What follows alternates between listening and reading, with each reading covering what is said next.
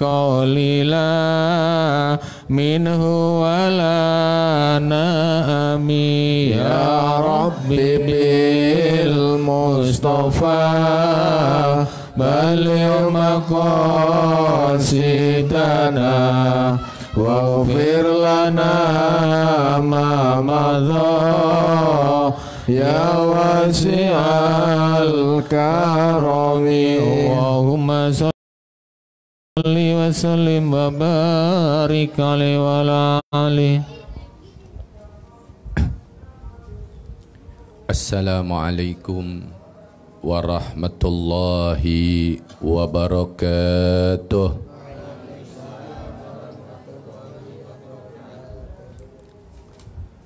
Bismillahirrahmanirrahim. Allahumma salli wa sallim ala sayyidina Muhammadin al-Fatih lima ughliqa al-khatim lima sabaq nasiril haqqa bil haqqi wal hadi ila firatikal mustaqim wa ala alihi wa sahbihi haqqa qadrihi wa miqdarihil azim. Allahumma akhrijna min dhulumatil wahmi wa akrimna binuril fahmi waftah alaina bima'rifatil ilmi wa hasyin ahlaqna bil hilmi wa sahil lana abwaba fadlik wansur alaina min khadhaini birahmatika ya arhamar rahimin. Alhamdulillah summa alhamdulillah. Puja dan puji syukur tak lupa kita aturkan kehadirat Allah Subhanahu wa ta'ala. Salawat serta salam tak lupa kita aturkan dan kita curahkan kepada junjungan kita tercinta baginda Nabi besar Muhammad sallallahu alaihi wasallam yang telah membawa dan menyelamatkan kita seluruh umatnya dari zaman kebodohan menuju zaman yang penuh dengan ilmu yang bermanfaat. Terbuka halaman 60, makalah ke-25, keterangan qala ba'dal arifin. Perkataan daripada sebagian daripada arifin, yaitu mereka para ahli ma'rifat.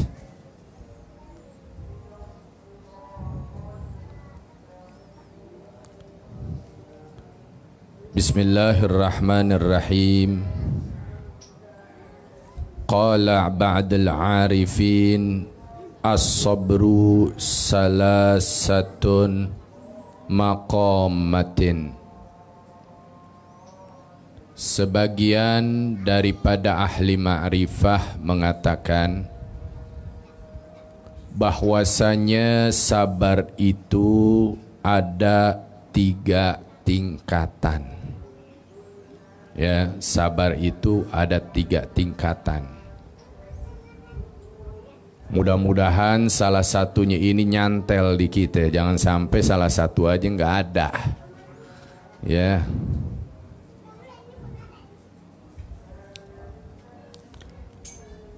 Apa saja tingkatan-tingkatan tersebut yang dikatakan oleh sebagian daripada ahli ma'rifah. Karena ini kita mesti mempunyai namanya sifat sabar, ya. Itulah yang diajarkan dan dicontohkan oleh Nabi kita Sayyiduna Muhammad sallallahu alaihi wasallam.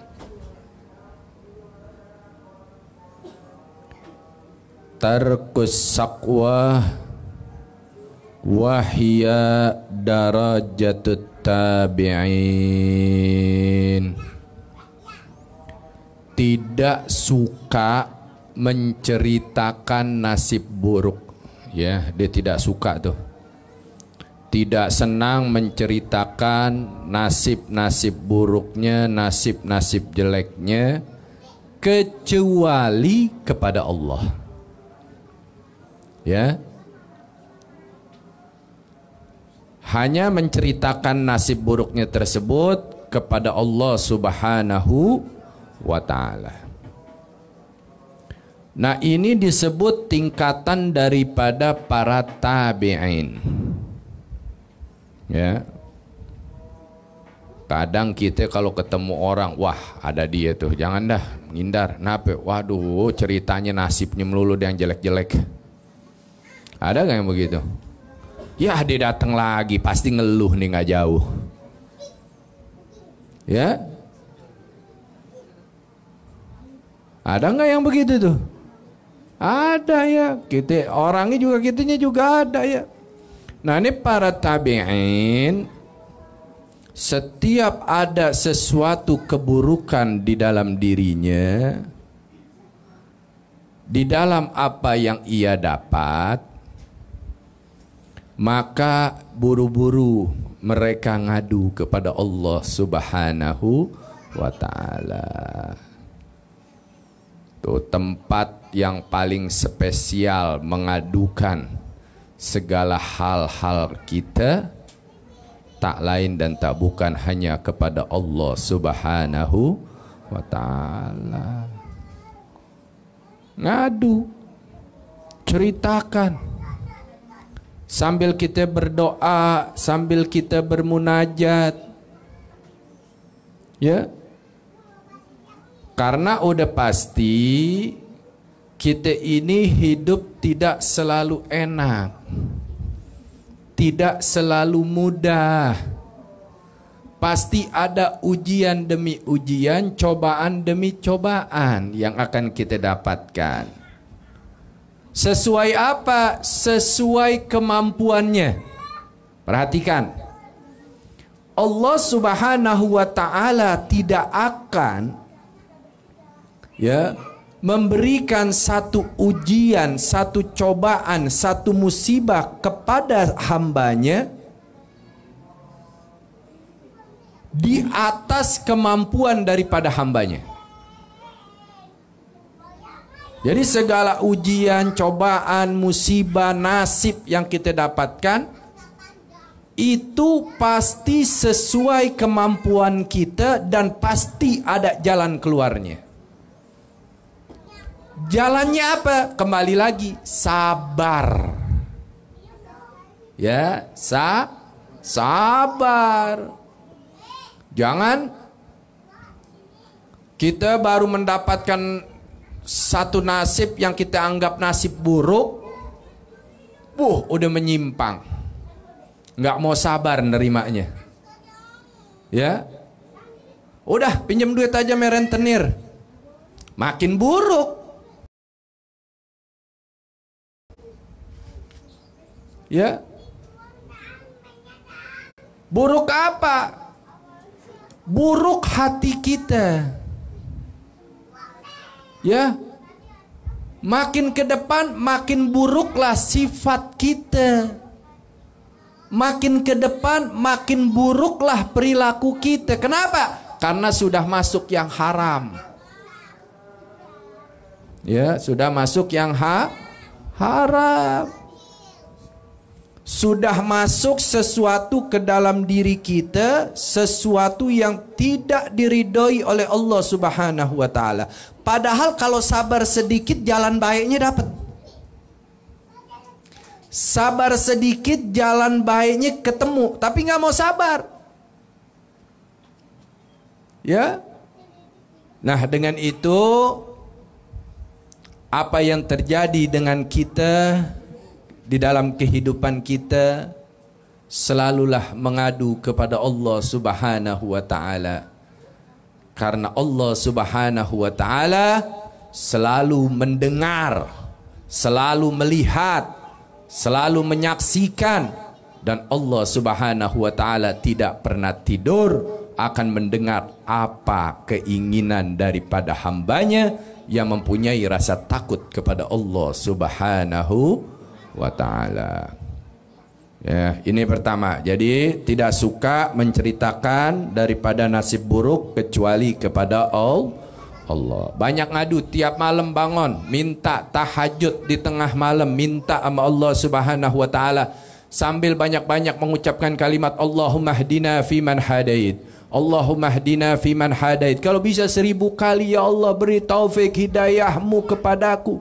Itu diucapkan oleh Al-Imam Qutbul Irsyad wa Ghawthul Ibad wal Bilad Al-Habib Abdullah bin Ali Al-Haddad, ya, sahib ratib. Selalu di tengah malam beliau angkat tangannya sedang mengatakan Allahumma hdina fiman hadait, Allahumma hdina fiman hadait, Allahumma hdina fiman hadait. Sebanyak-banyaknya beliau ucapkan kalimat tersebut kepada Allah Subhanahu wa taala, sehingga selalu pertolongan Allah Subhanahu wa taala datang untuk Al-Imam Qutbul Irsyad wa Ghawthul Ibad wal Bilad Al-Habib Abdullah bin Ali Al-Haddad.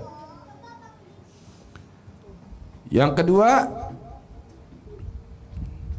waridha bil maqdur wahya darajatun az-zahidin. Ridha atas ketetapan Allah Subhanahu wa taala. Ini adalah sabar, ya, tingkatan dari orang-orang yang zuhud. Orang kalau udah zuhud, udah nggak ada cinta dunia, ya, ditetepin makan nasi doang tanpa lauk dimakan. Ibaratnya begitu aja dah, ya. Ridho atas ketetapan Allah Subhanahu wa taala adalah sabar tingkatan daripada orang-orang yang zuhud. Kita contoh, kalau kita punya suami kembali kepada Allah Subhanahu wa taala, ya, itu udah ketentuan siapa? Udah kemauan siapa? Allah. Apa mesti kita tangisin? Bersedih boleh. Kalau sampai nangis kejer, itu nggak ridho namanya. Begitu juga suami, contoh lagi, ya, istrinya meninggal dunia, sudah ketentuan Allah, ketetapan dari Allah Subhanahu wa taala, dinangisin dengan sangat kejer, namanya nggak ridho. Namanya nggak ridho. Tiba-tiba di wilayah kita ada satu musibah besar, kebakaran, kebanjiran, sampai rumah-rumah kita tenggelam. Rumah kita habis kebakar. Apa yang mau kita nangisin?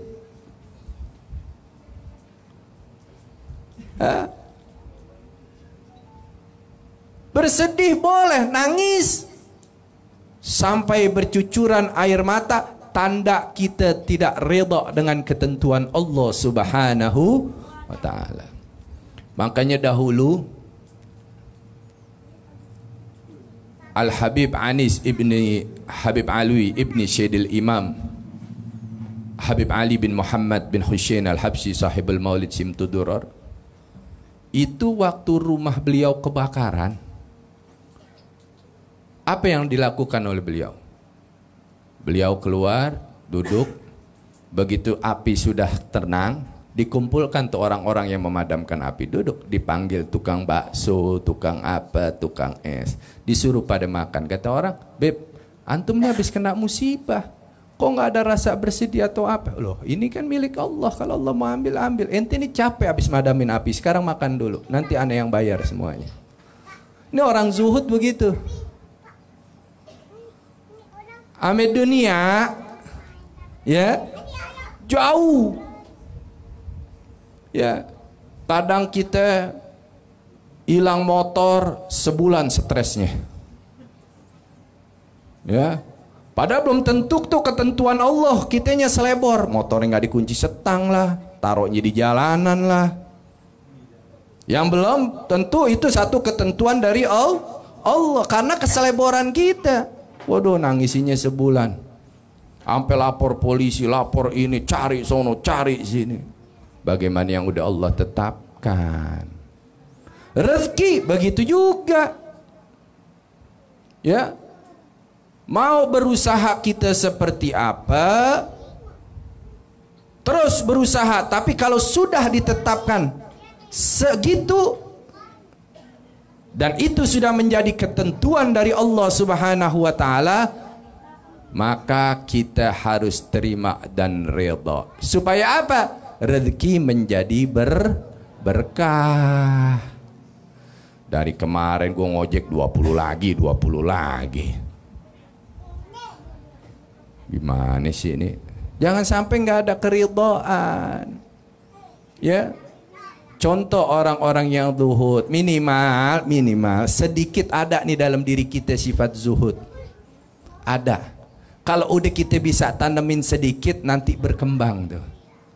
Tambah banyak, tambah besar, sehingga kita akan selalu menerima apapun kalau itu sudah menjadi ketentuan Allah Subhanahu wa ta'ala. Yang kedua, ini tingkatan daripada orang zuhud, yaitu ridha atas ketetapan Allah Subhanahu wa ta'ala. Wal mahabbatu bil ibtila'i wahya darajatun siddiqin. Cinta akan musibah. Ya, cinta akan musibah. Itu adalah sabar daripada tingkatan para siddiqin. Para sahabat. Para sahabat semakin diberi musibah semakin semangat. Ya, makanya di majelis ini beberapa tahun yang lalu saya ceritakan tentang seorang sahabat, yaitu Ubay ibn Ka'ab. Dia datang ya ke Nabi. Apa kata Ubay? Ya Rasulullah, ma jazaa'ul ghammah. Ya Rasulullah, apa sih manfaat daripada penyakit meriang?